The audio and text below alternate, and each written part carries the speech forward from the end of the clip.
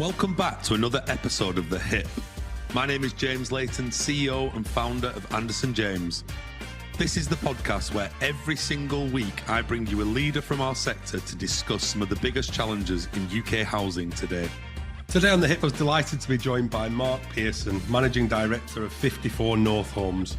We talk about Mark's 25 years in the sector, how he took a leadership role to give him some exposure at that level and ended up doing a merger between Leeds and Yorkshire and York Housing Association. We talk about the vision of 54 North and what they stand for and how important it's been for Mark to create the right plan, strategy and the priorities for the business. I know you're going to love this episode, and if you do, I'd ask that you like and subscribe so we can reach as many people as possible. Mark, welcome to the podcast. Thank you very much. Really nice to be here, James. Yeah, I'm looking forward to this, even though we're recording in 29 degree heat, I think. Not normal for us, this. Too hot for me. As you probably know, as we always like to start, do you mind just giving us a bit of an introduction to yourself, who you are, what you do? Yeah, absolutely. So I'm Mark Pearson. I'm the Managing Director of 54 North Homes, which is newly established, and I will talk a little bit about that later, hopefully. Been there for the last 9 months. It's 54 North is a subsidiary of the Karbon Group. Immediately prior to that, I was the Chief Executive at Leeds and Yorkshire Housing, up until when we merged into the Karbon Group. I'm also Vice Chair of Brighter Futures Housing Association in Staffordshire. I've done that for the last couple of years.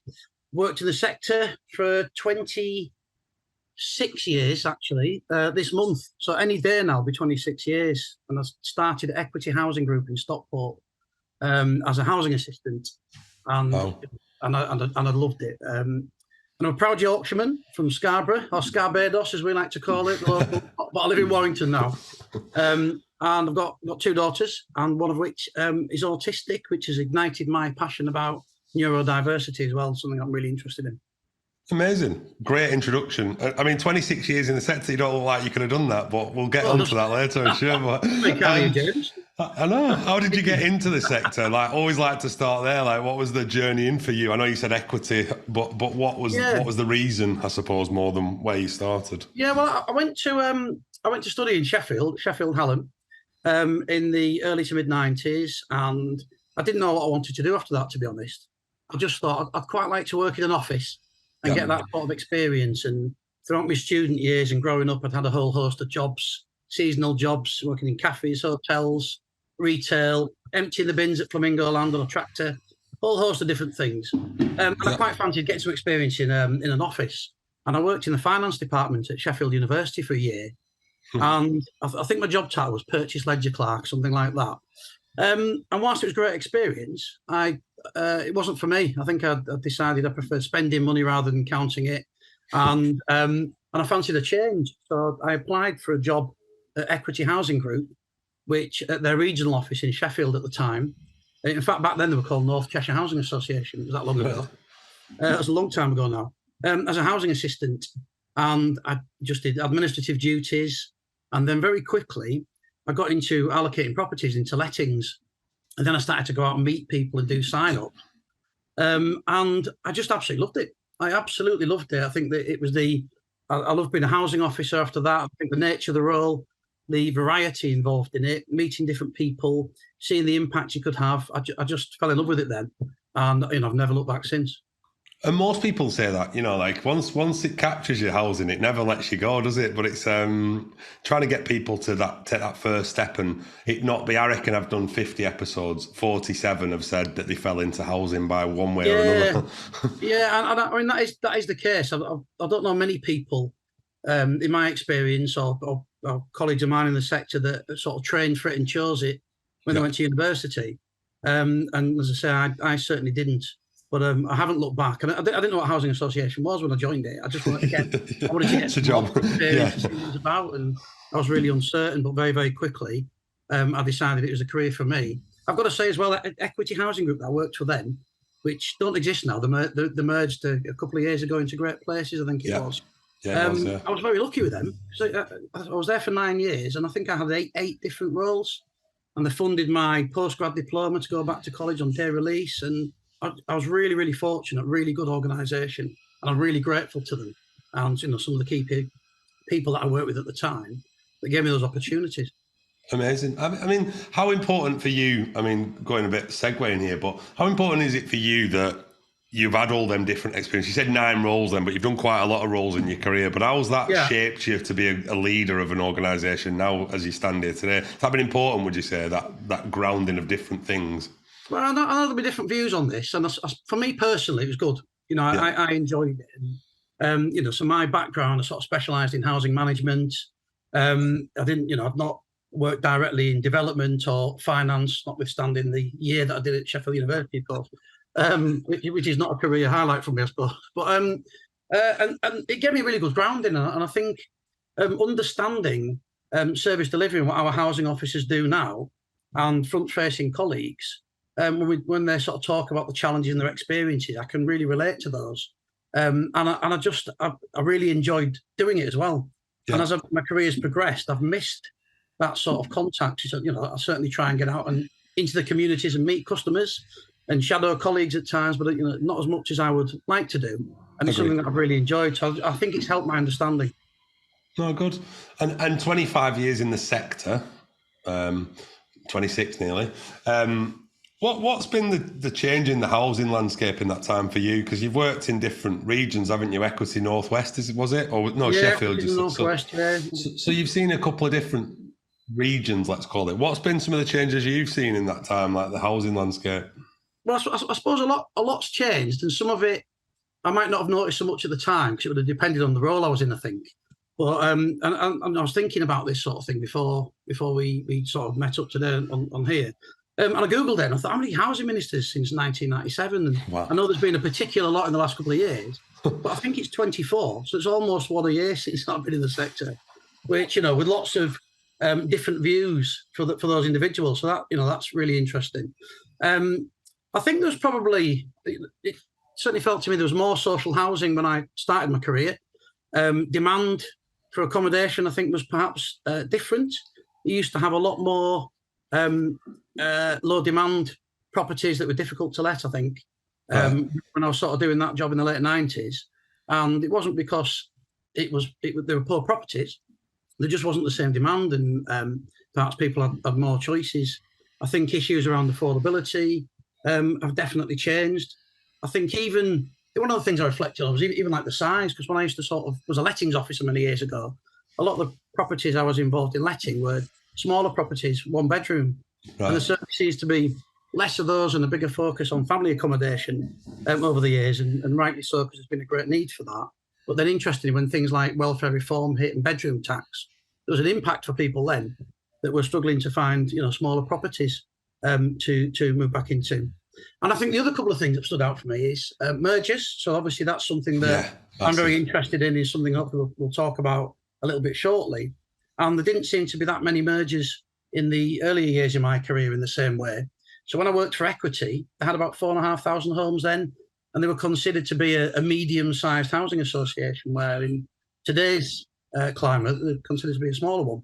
And, you know, and it's very, very different after the numerous mergers that have taken place. And then the other thing I would say is, just in terms of the focus and service delivery. So when I started my career, the focus was very much on, you know, allocating properties, maintaining that stock, building new homes and tackling the housing crisis. And there was something at the time, I think it was called Housing Plus, was about any additional services that some housing associations might provide to, you know, help people successfully sustain their tenancies and improve people's life chances. And I think over the years, the focus on those additional services has become a key part of our offer, I think, and part of a lot of organisations' core purpose. So things like employment and skills, health and well-being, money and debt advice, those services have, you know, there's been a greater need for them, I think, for a whole host of reasons over the last few years. Yeah, and such a good articulate way to put it, because I think they have just become core services, haven't they? Like, I mean, actually, if you're not offering those things now, I don't think that would be seen as something extra. It's like always seems to be evolving, doesn't it, what we have to deliver? It's so interesting to hear. I've heard this before in the 90s that it was like lower demand. Like, you look at it now and think, wow, I wish we were in that position right now, but we're nowhere near that, are we? I mean... Yeah, no, absolutely. No, you know, we're in the midst of a housing crisis, aren't we? And absolutely, the difficult balance of developing new homes and, you know, maintaining our existing ones too. Yeah, and I know we're going to talk about the merger, so we'll come back to that. But one thing that when I was doing my research, and I know speaking to you off camera, was you oversaw a massive, massive period of transformational change when you was at Leeds and Yorkshire. Yeah. Talk us about that. Like, how did it come about? What were some of the challenges you faced? And I suppose, how did you overcome some of that stuff? Because it sounded like a difficult period, but quite rewarding at the same time. Yeah, I mean, what I would say is, it was a very difficult period. I can't pretend otherwise. No. But I'm grateful for it, and I'll talk a little bit more about that. So I went to Leeds and Yorkshire Housing, I think it was December 17. Right. And I went there as Customer Services Director. And I wanted to progress in my career. So I went there to get executive experience. So they were the smallest organisation I'd worked for in my career. But I felt it was a move that I wanted to make to get that executive experience. And, get more... learn more about how things operate in the boardroom and governance and other parts of the business, rather than sort of continuing to specialise in housing management. Yeah. A couple of months in, the permanent chief exec went on a period of long-term sickness, and the chair asked me to act up into the chief executive role. Wow. And he rang me one night, and I'd only been there 2 months, and he said, we're going through a difficult period. Would you be interested in acting up in this role? And I felt very apprehensive about it. I'll be, entirely frank with you. Felt very apprehensive, and I said, "Well, I'm still being inducted. It's still in my probationary period." I know nothing about the organisation. I felt as though I didn't know enough. Well, I didn't know enough. And his view was, I would be supported. I'd be supported by the board, help me with any external support that I might need. And I've got to mention him, the chair's Mike Gaskell, and he's very well known in the sector. Oh, Mike, and that sort of belief that he had in me early doors, really sort of helped my confidence, and I thought to myself, I love the opportunity. So the first day in the role, I live in Warrington and the office was in Leeds. I think it was the 1st of March. It sticks in my mind of 2018. I set off to Leeds in my car. I had I bought 40 donuts for my colleagues, and I thought, right, I know that things are going to be difficult. And then, I don't know if you remember the beast from the east with the snow blizzards. I got stuck in that on the M62, along with many other motorists. Yeah. But 28 hours I spent there, 28 hours stuck on that motorway. Oh, wow. With no water, stupidly, 40 donuts, and I couldn't get to the office and I couldn't get home. So I had to sort of sleep in my car. Certainly tested my resilience. It gave me a lot to think about. And I worked my way through about half a dozen donuts during that time. And you've never gone on a journey again without 2 litres of water? It taught me a valuable lesson, James. Yeah. And then, on a more serious note, once I actually got there the following day and started the role properly, along with my colleagues that I was working with, we unpicked a number of things and realised there's quite a lot of challenges there. And I think the board were realising that. So we unpicked some compliance issues that were pretty significant at the time. We self-referred to the regulator. So I think my first board meeting was to talk about, the potential need to self-refer, which again was a real baptism of fire for me personally. We experienced poor levels of customer satisfaction and engagement and trust from customers, I think. High levels of complaints, cultural issues. There was quite high staff turnover at that point. And then the following week, like week 2, we were all over the local news, and obviously all this stuff's clearly in the public domain. Yeah, of course. Because we had, with good intentions, installed a sort of modern state-of-the-art heating system. This heating system into one of our biggest estates in Leeds, and it wasn't working as we had anticipated. It was new technology, and as a result, it was causing some difficulties for our customers on that estate. Right. And it wasn't particularly cost-effective, and there's a few other challenges with it.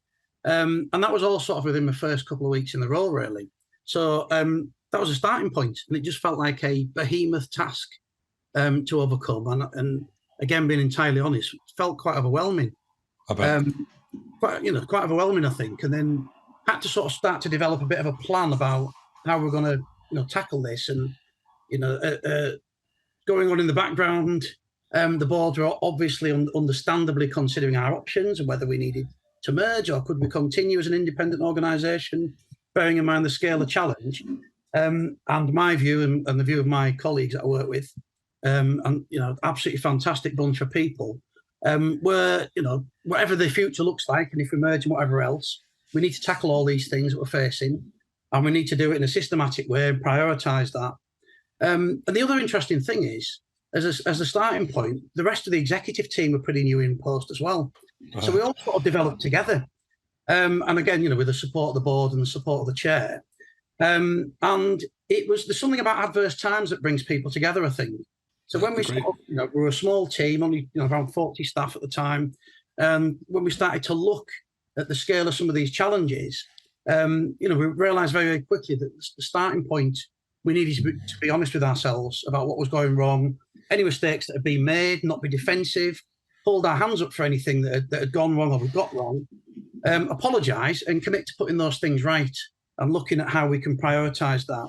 And I had to be very personally honest with people because I didn't have all the answers, and obviously needed the expertise of the wider team.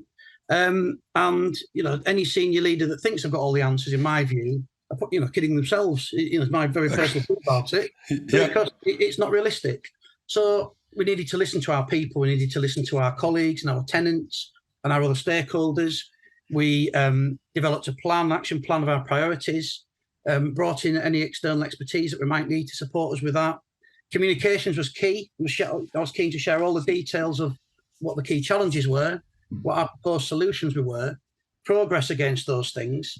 We celebrated every win, big and little. We needed to celebrate every little sort of a milestone, I think, as we achieved those, recognising people's contributions.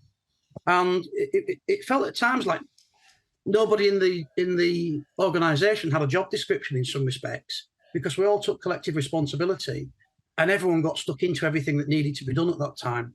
And as a result, within 18 months, we were all very proud. We sort of resolved the heating issue on that estate. We got ourselves back to being fully compliant. The regulator recognised that and regraded us back to G1.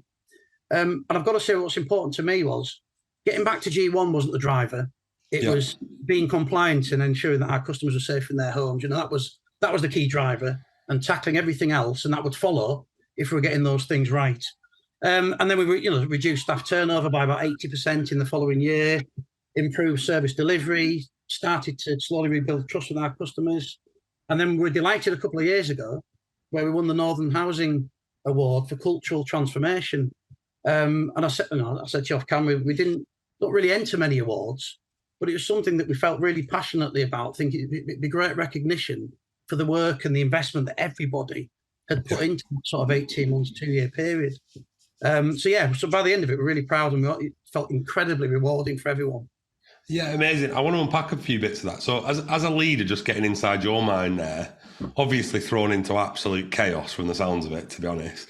Yeah. How do you remain calm, and how do you communicate in a calm manner to not panic the world around you? And also, how do you, I suppose, as a leader, make sure you prioritise the right things in the right order? Like, how did you go about that? Because I'm interested for other people that'll be going through similar things to you right now, I would imagine. Yeah, well, I suppose, I like to think I'm sort of fairly measured anyway. I'm, fairly calm in a crisis. And I think the key thing for me with all of it was, with me being so new in the role and sort of wet behind the ears, really, I was very open-minded about what I could learn from colleagues in other organisations. So, I have I'm fortunate to have a very good network of people in the sector in other similar roles, having worked in the sector for so long. And there's half a dozen people that I would go to without question, who would very generously, seek their counsel and very generously give me advice.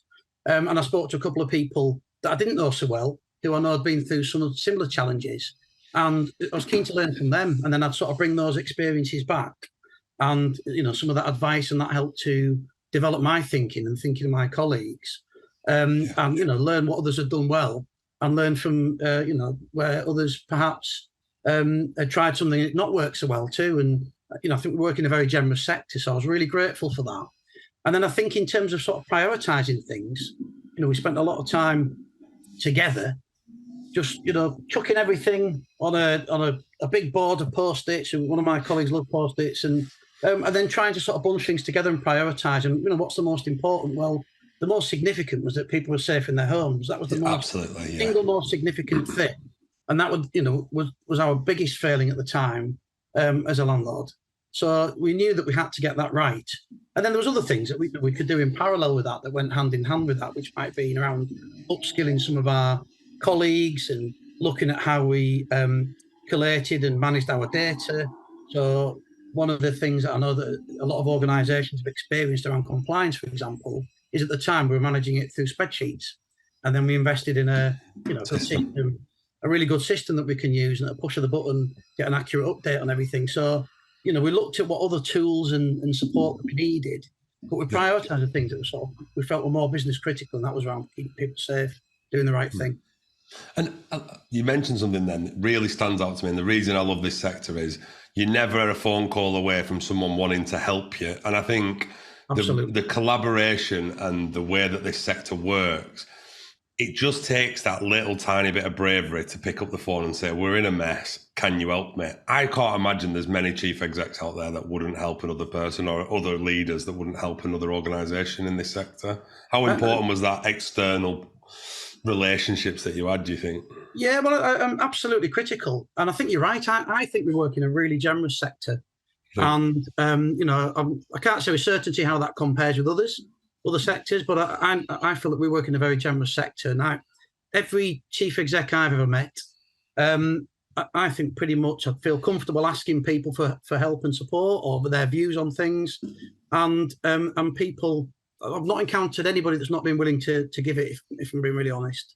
And I've been incredibly appreciative of that. And I know that everyone's got very busy jobs and really significant challenges for their organisations. But people generally will make the time for you, I think, and want to help each other out. And likewise, I've shared some of my learning with others. Yeah, and you are doing now. I think it's important as well to realise that we're all facing exactly the same challenges, actually. Yeah. Some will be different regionally, but actually, like, if we can solve some of these things collectively, it's probably an easier solution, isn't it, to be honest? Yeah, absolutely, yeah. So I was really grateful for that. Good. And the cultural bit, always interested in this. I appreciate you went tenants, safety, customers first, and we did all that. But just take that to one side. Massive attrition 1 year, reduced it by 80% second year. How? What were some of the steps you did to make staff happier, engagement with staff better? Yeah, I mean, when I've talked about things in terms of those priorities, some of them were pretty easy to prioritise. But underpinning all of that was the culture of the organisation. And I think, my personal view, I think cultures can make or break an organisation without question. And I think if you get the culture right, then everything else can follow. If you've got an open and transparent culture without blame, and you're high performing and highly engaged workforce. And so for us then, and I say us because it was a huge collective effort, I think just listening to the views of our colleagues, sitting down regularly, consulting. And I think people wanted to feel listened to. They wanted to be part of the solution because people had that passion. They wanted to put things right. And they wanted to be heard in terms of their ideas. And then the other thing is making sure that we supported people appropriately as well. So it's one thing, carving up our action plan and directing people to focus on different things, but making sure that everybody is appropriately supported. And I think recognising people's contributions is really important. We had a little award ceremony every year that we introduced at Christmas time, called the Belters, the Belting Award, for different categories, and our colleagues voted for them. And I know it's an age-old thing and something very simple, but it was just a great opportunity for people to recognise each other's contributions and to celebrate those. And I think the other thing is, if there's something that you don't think's working in the culture or certain areas of it, is to not shy away from challenging that too. And so I think having consistency across the business and having sort of cohesive leadership across the business and consistency in terms of how different teams operate and approach things. What you don't want is loads of little silo, little mini cultures within that, because I don't think that's helpful. No, I agree. And so I don't get it wrong, and you can save me my blushes. So Leeds and Yorkshire then joined forces with Karbon, is that right? So just talk us through how we ended up at 54 North Homes. Yeah, so it was a really interesting proposition, really. So we weren't looking at Leeds and Yorkshire. We weren't looking for a merger partner. Right. So because of everything I've explained to you, we were doing pretty well as a standalone organisation, albeit a small housing association, and we were very proud. But one of the challenges we had, and as the sort of economic environment or operating environment was getting more difficult, was some of those additional services I've talked about already around money and debt advice and employment and skills. We didn't have the capacity to deliver some of those things. And we tried to do some of it through partnerships and engaging with other organisations, and that was successful to a degree. But I just felt as though we couldn't do enough of that stuff, and I felt as though we weren't doing enough for some of our customers that might need it. And obviously, lots didn't need it either. But that was one of my sort of frustrations. So some of those capacity issues were quite a challenge, and we weren't looking. But I think, opportunistically, really, I had a chat with the group chief exec at Carb, Paul Fidderman, and we talked about the possibility. So at the risk of getting too complicated with it, I suppose, the York Housing Association was already a subsidiary of Karbon. So, with its own identity, that existed within the Karbon group. And so we explored the possibility of Leeds and Yorkshire merging with York Housing to create a larger Yorkshire-based subsidiary within the group. And as we had lots of informal discussions about that, which was really helpful, and really got to know each other's organisations and a good flavour for the culture, and built those relationships. And it very quickly became apparent there was genuinely a real alignment in terms of priorities. And I quickly realised that it was the right thing to explore further, at least in the interest of our customers, because I thought we will be able to do more and do it better, I think. So those are the main drivers, really. We wanted to do more and do it better. It wasn't about making efficiencies. It wasn't about other things. I mean, other benefits have come with it, obviously, but the main driver is about doing more for our customers and doing it better. Nice. So give us the helicopter view of 54 North today in terms of size of units, geographies, like whatever the key bits are, and then we'll unpack it a little bit. Yeah, okay. So obviously, we are now a subsidiary within the group. Yeah. We have been in existence for 9 months this month, so it's still very early days for us, with a very busy time. We have our own board and our own governance structure in the subsidiary. But obviously that reports into the group. We have around 3,500 homes across Yorkshire. So that some of our core areas are Leeds, York, obviously, Barnsley, and then we have properties in Scarborough, Whitby, and some other outlying areas. Mm-hmm. We have a nice, ambitious development programme for an organisation of our size, so 220 homes over the next 3 years. We also manage carbon stock in the area, so whatever they develop, Karbon are still developing Yorkshire too. So we have our own development pipeline, and they develop also, and we manage their stock in the area, and we'll be doing that in the future. We have around 75 colleagues. We have 2 offices, one in York, one in Leeds currently, and they're from the 2 legacy organisations.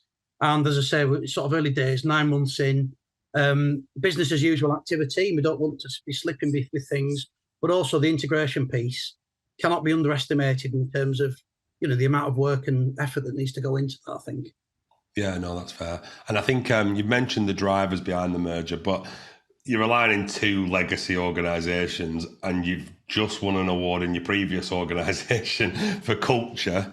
So you're probably feeling more confident on this question now, but from a people perspective, how are you going to establish the right culture based on the fact you have effectively got 2 organisations running in 2 offices, haven't you? Yeah. It's I think I'm accepting that we can't do it overnight. So in terms of the integration, I think things like systems integration and processes and onboarding new policies, et cetera, all that is, challenging and difficult. I don't want to downplay that. But in my view, it's a bit more straightforward. It's different when you're dealing with people. So I accept that we can't achieve it overnight. We've understood that the legacy organisations are thinking differently. And what we've talked about from day one is taking the best of both of the legacy organisations, taking the best from that to help drive improvement and developing the 54 North way, which might be different, a different variation on how both organisations did certain things. Obviously, it's important that we take people with us. So getting people together, spending time together, is critical. So we've had a couple of staff conferences already where we've got all, sort of 70 odd colleagues together off site to do some team building, communicating what the future looks like, consulting, listening, supporting, reviewing what we've done so far. And we need to understand, we do understand that different people deal with change differently and at different paces. Absolutely, yeah. So, we held change workshops to help people with that. We held workshops for our broader leadership team to help people lead change so that we could deliver it successfully. But I think that thing about FaceTime and having people together and understanding different people's views and what their roles are, and that investment in that team building is absolutely critical. And we also have a small group of staff that we have they're like an integration oversight group. So we check in with them every month as well about how integration's going, anything we're getting wrong that could be improved, what can we do better, what's going well. And then, of course, embedding the values. So we've got, new 54 North values, which are aligned to the group values. And it's important that we breathe life into those. And, they're being role modelled, in my view, by the leaders in the business, and we're encouraging that with all our colleagues. And visible leadership is the final thing I would say about it is important. So we've got 2 sites now, hybrid working also, and people working from home. So I think people seeing each other and that visible leadership and, just visibility of your colleagues is really important. So that's one of the things we focus on as well. Yeah, I think I love the name, by the way. Is there any reason for the name, or is it just... Is there? Right, I love it. I think it sounds really cool. Yeah, do you know what? I like the name. I know I'm biased. I do like the name. I haven't come up with it, so I'm not going to take any credit. We engaged with other colleagues and an outside organisation to support us with this, but we were keen to have a nod to our Yorkshire roots in the new name. That was really important to us. But we couldn't call ourselves Yorkshire Housing. There's another Yorkshire Housing out there, and a chief executive might be upset by that. 54 North is actually one of the coordinates. If you look at the longitude and latitude coordinates of the heart of Yorkshire, it's 54 North, and I think it's something like -1 East. Right. And -1 East Homes doesn't have the same ring to it. No, it doesn't. A discreet nod to our Yorkshire roots, of which we're very proud. I love that. I really love the name. Really love the name. I think if you saw that, you wouldn't think, oh, housing associate. I think it gives a bit of intrigue. I like it. Good story. How important was it for you as a leader to not favour I hate saying old organisation, but just for the purpose of listeners, the old organisation's value set, people, the way they do it, processes, rather than just go down the middle and try and take the best from both? Yeah, I think, that's a really good question, that. I suppose it would have been quite easy to be precious about some of that stuff because I was very proud of what we'd achieved at Leeds and Yorkshire. But I think that we went into the early merger discussions with our eyes wide open. And I think as part of that process, me and my colleagues on the exec team and the board were very, very aware of what would change for us, I think, and what, some of those things that we might have to give up or concede, if you like. However, the benefits significantly outweighed that. So, to develop a new 54 North way, is absolutely the right thing to do. The challenge is moving away from referencing the legacy organisations. I bet. And that's really hard to do. And we're all guilty of it often, but we're trying really hard to say, so any issues you might identify, that's not a York issue, that's not a Leeds issue, or a success for either organisation. They are 54 North, and we're all 54 North. And sort of all of us shifting our mindset collectively takes time, but we're getting there. No, that's good. And from you personally and the staff, how, because obviously I think mergers are going to become quite a big thing. I think you will see more of it, and we are seeing more of it. But certainly, what's been the reaction to becoming part of a much bigger group of companies in Karbon? And secondly, what's been the reaction to your team in terms of merging together with another organisation? What's been some of the really good things that you've seen, and what have been some of the things that have been more challenging than you expected? What, in terms of reaction from colleagues, you mean? Or do you mean colleagues, because it's a period of change. It's scary. Yeah. It's new. People don't like change, do they? Some people. So no, not at all. I mean, I think one of the really positive things has been that the whole sort of merger process before we legally completed the merger took about a year. So in that time, the investment, I mean, it was 3 organisations effectively because of of course. York Housing, Leeds and Yorkshire, and Karbon the group. And the relationships that were built during that period really sort of helped that understanding, I think. And we all helped to get to know each other. And we felt like by the time we'd merged in December last year, that we'd known each other for a real long time. And I think that really helped. So I suppose the point I'm making there is people had a lot of opportunity to get their head around this change happening. And I think that the way we approached it and the way all 3 organisations approached it, it wasn't just, there was a lot of consultation, discussion with, customers and with stakeholders and with colleagues. It wasn't just a case of saying, this is going to happen in X amount of months and that's how it's going to be. So it was important from day one that we were taking people with us. So anybody's sort of apprehension around it, and of course, people were apprehensive.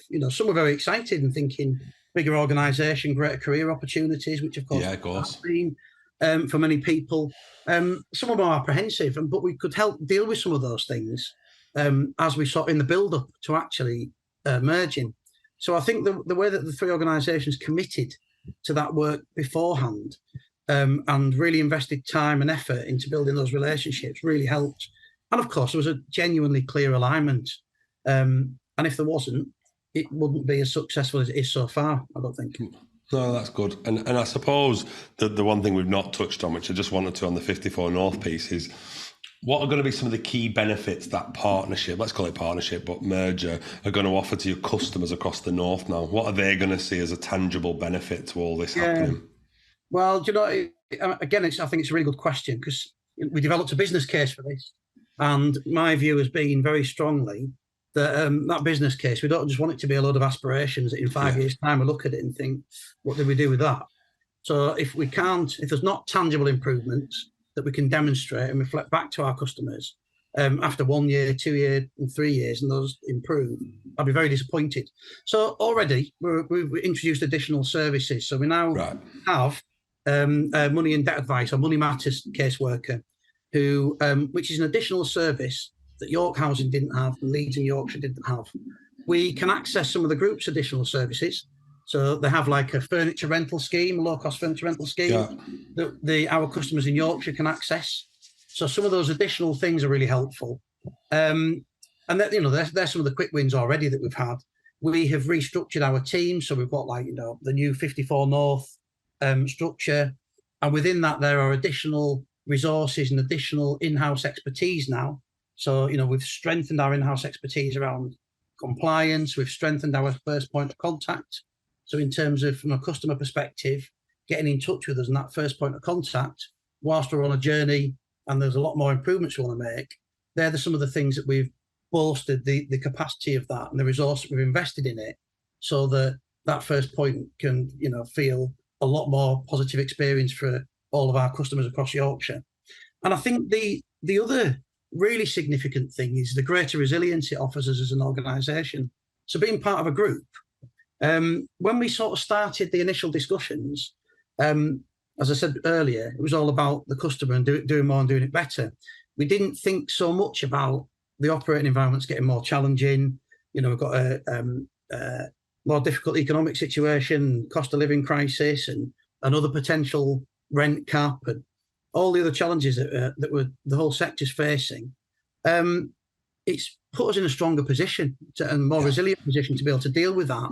So we can access expertise and additional capacity within the group. So even little things like, we've got smaller teams. If people are absent through sickness, and we've got one comms person, for example, we've got access to this big, a comms team and expertise at the group, and the staff at Karbon, really, the different teams there can't do enough to support us. So knowing that we can go to them for that additional help helps us, and having that resilience helps us to be a more viable organisation. And if we are not a strong, viable organisation, we can't do the best for our customers anyway. It'll be more challenging. So lots of really positive improvements already. We're only 9 months in. Yeah, and there's in the sector specifically, like I know chief execs that looking to merge and looking at bigger organisations like your Carbons, but not in this example. And there's a scepticism around doing it because they'll be influenced by the bigger parent company and might have to take on board everything. How have Carbon left you alone to create your own strategy? And how important was it that your vision aligned with the chief exec when you had them initial conversations? Yeah, no, I mean, I think that was important. So, we're developing our own 54 North corporate plan now. Yep. That's in progress, and that will be aligned to the group's key priorities. But that's because we believe in those same things anyway around customers and homes and place. They're really important to us as a subsidiary and to the group. But we've had access to all that support and expertise. But I've got to say, they've also really respected the fact that we are, a separate entity, albeit part of the group, with our own board.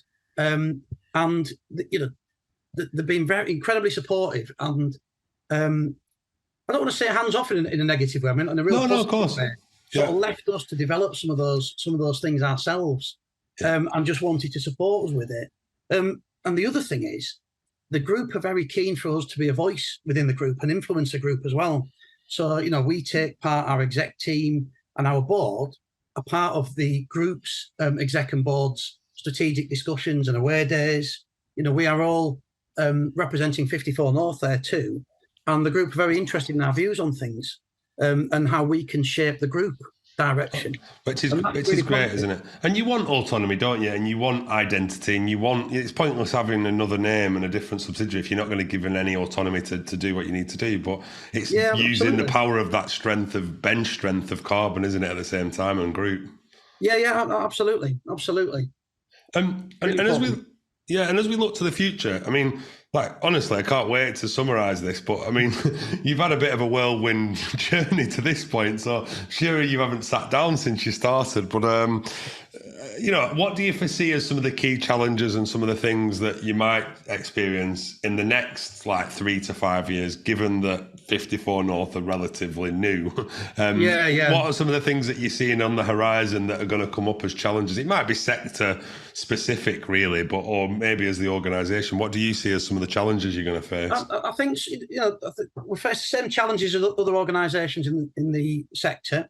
So, imminent regulatory changes and decarb agenda, maintaining our existing stock, to invest in that appropriately, and challenges around damp and mould and economic environment, as I mentioned, what will happen about rents in future and the potential impact of that, cost of living, post-COVID recovery, et cetera. All those sort of big ticket items that are facing the whole sector are still things that, we will have to navigate our way through. But being part of the group, as I said before, will help us with that. So I think we're facing lots of the same things.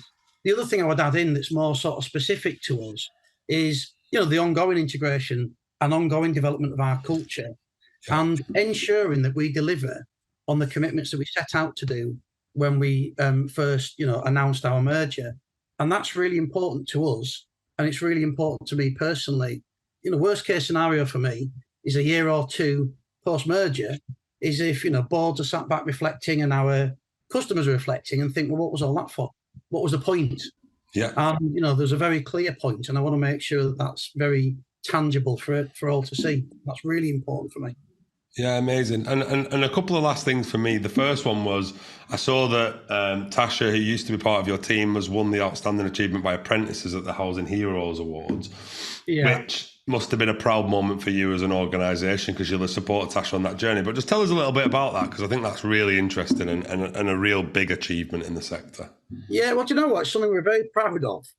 But I'm smiling now because sadly, Tasha has recently left us after an incredibly positive apprenticeship. And she did secure a permanent role with us as well after her apprenticeship. So it's a really good news story. And we really invested in Tasha, and she really invested in us. But whilst the 54 North, we are a bigger organisation since the merger, that doesn't mean that we can always offer everyone the career development opportunities they want when they want them. And I think as a smaller organisation, the risk sometimes of losing good people can be greater, because you can't always help them to realise their ambitions. And Tasha was incredibly ambitious. She only left us last week. I mean, this is hot off the press. But what I would say, and I'm really sorry to see her go, because we were incredibly proud of her. But I see it as a success. We have helped her, out of school and for her first sort of first stages of her career path. And she stayed in the sector, and she's gone to a bigger organisation. And, we absolutely wish her well. Incredibly proud of her. And I know that we'll stay in touch with her. Yeah, and to be honest, Mark, I think whether Tasha stays as long as she stays in our sector, I appreciate you will feel a little bit, but I think how important, because for me this is the biggest thing that I want to promote in my role and in our podcast, is how important is it we continue to keep investing in talent for the future with all the other priorities going on in the housing sector at the moment. I feel sometimes it can get lost in the abyss of all the other things that we have to deal with on a daily basis. But how important is it to you that we keep investing in the next generation of talent and the next people coming through in our sector? Yeah, no, I think that's really important, and I think there's a few strands to it. I mean, I'm very passionate about some of the routes in, so things like apprenticeships, I'm really passionate about, and I think attracting new talent, for want of a better phrase, growing your own, it can be a really positive way to invest in people in the sector and give people a really good idea of what the sector can offer, and it's incredibly varied. You could work in asset management, repairs, development, customer service, finance, HR, IT. There's a whole, spectrum of different options within the sector, but something with a really positive core purpose that I think is really rewarding. So I think, a part of it for me is to continuing to promote the good work that we do, and to raise our profile. And I know that, there's a lot of focus on this, in terms of being an attractive career option for, graduates, people coming out of university. It would be great. We talked earlier as well, James, about people falling into the sector, and the vast majority of senior people you speak to, so they fell into the sector, and I totally get that, and I did too.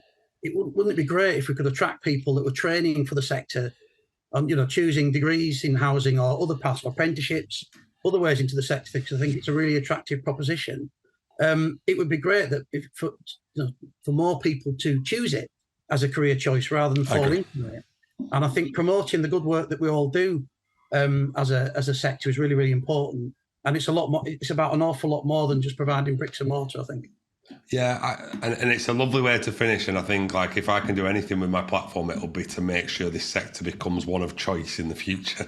And I think what a great journey that you've had. And I mean, just taking that role to get a bit of board experience has turned into a phenomenal story. You must be super proud of everything that you've achieved to this point. I mean, other than a holiday, I'm sure you've got plenty of stuff to look forward to, but we wish you well as a business, and I can't wait to see the development of 54 North in the future. It sounds an incredible journey, and you should be really proud of what you've achieved there. Thank you. I mean, we're all very proud, and I've got to say, it's been a huge team effort. Everything I've talked to you about today, James, has been a huge team effort. Fantastic exec team I work with. We've all developed in those roles during that time. Lots of support, great boards, great staff. Very, very fortunate I am. Really fortunate. Amazing. Well, thank you for your time, and I appreciate you coming on the pod. Thank you very much. I really enjoyed it. Yeah, me too. Cheers. Thank you. Thank you for listening to another episode of The Hip. If you'd like to hear more from us, please be sure to follow us on your favourite podcast platform. We are also running a 30-minute clinic free of charge to any clients that want to recruit in a more inclusive way. For more information, please reach out to us on our website, andersonjames.com.